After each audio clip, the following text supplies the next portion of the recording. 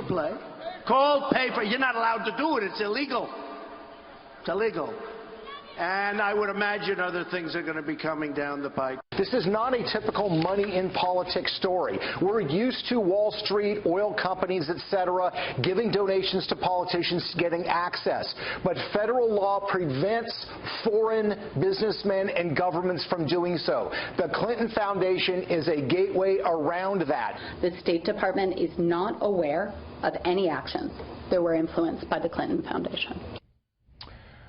Well, this story continues to percolate. The Clinton Foundation and the interaction with Secretary Clinton's State Department. We showed you those emails from Judicial Watch yesterday. Today we're learning that the Department of Justice turned down an FBI request to continue or expand the investigation into the Clinton Foundation. And we're learning from a report about Cheryl Mills, Hillary Clinton's chief of staff at the time, and what she did as in that job. CNN's reporting on June 19th, 2012, Mills, then chief of staff for Clinton at the State Department, boarded a New York City-bound Amtrak train in Washington's Union Station. The next morning, at the offices of a New York-based executive firm, Mills would interview two high-level business executives. Her mission was to help the Clinton Foundation find a new leader. Brian Fallon with the Clinton campaign responded for this story, saying it's absurd.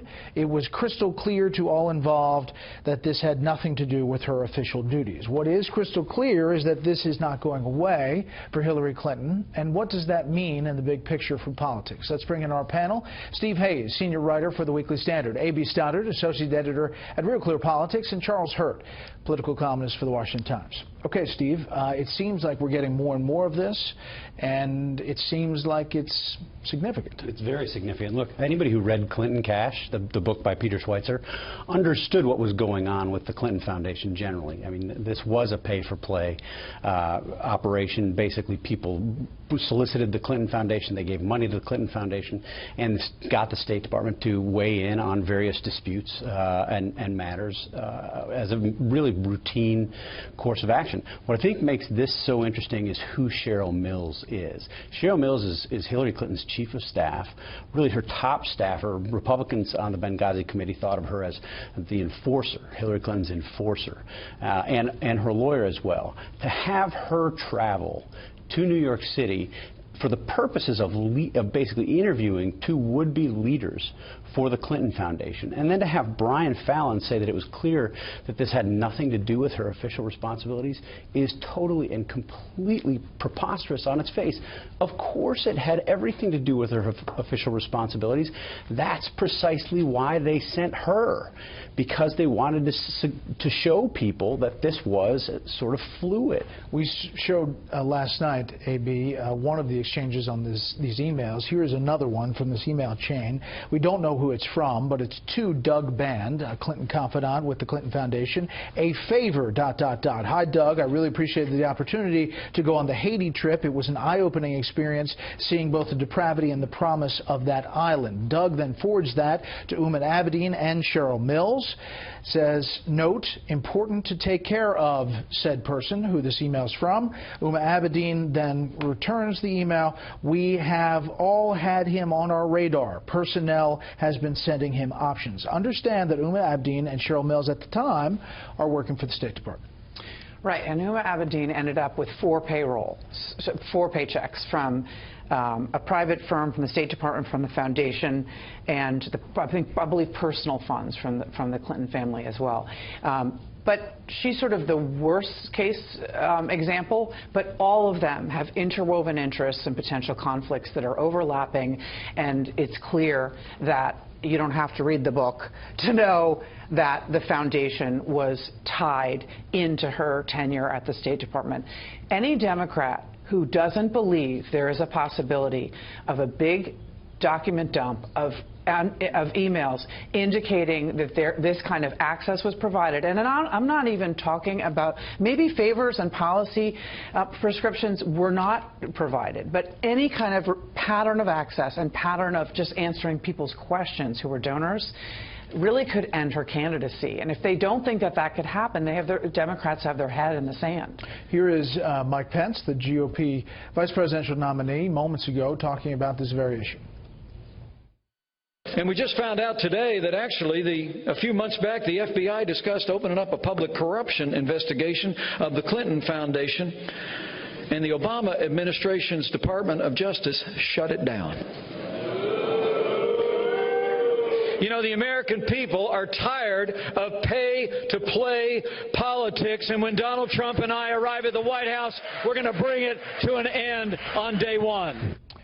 Any observer, Charlie, looking at the State Department briefing yesterday could say that they had a horrible time dealing with this and trying to answer these questions. Yeah, even the AP reporter was like, am I speaking a foreign language? Yes, in these questions? And so now Pence is hitting it, Trump is hitting it. Does this play, or does it get, you know, overtaken by the daily Trump story of the day? Well, if Donald Trump can stop making the headlines every day, then hope, you know, maybe it won't.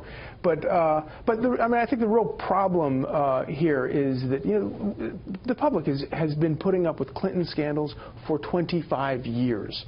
Granted, these I think are far worse than anything we've ever encountered before. But I do think that people at some point get sort of scandal fatigue, and they start losing interest in these things. But of course, and the Clintons, of course, have an endless appetite and energy for spinning and dissembling and deceiving people about all this stuff.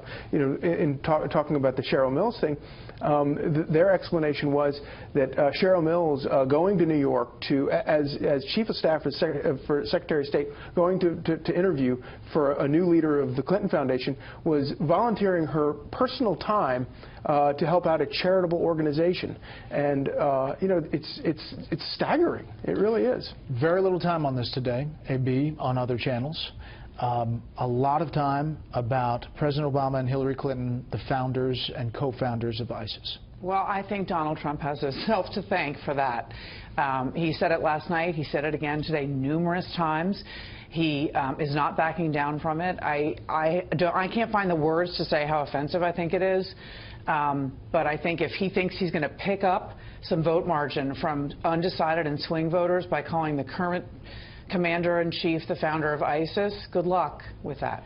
And you know, that's an important point too, because I am absolutely not offended by it. I think that it's obviously he's speaking loosely when he says that they're the founders of ISIS.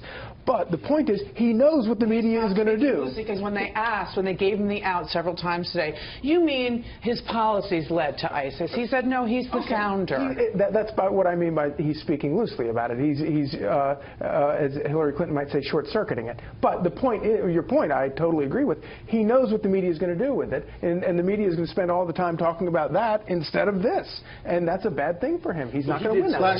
Go ahead. Yeah, he did say when he was pressed by Hugh Hewitt on this in his radio interview this morning, Hugh Hewitt said, well, of course you didn't really mean that. And he said, well, yes, I did, in fact, really mean that. But this I think is the problem. You know, it makes it harder for people who want to make a fact-based, evidence-based critique of the Obama administration's handling of the war on terror. I would say disowning of the war on terror. There's abundant material to make that with.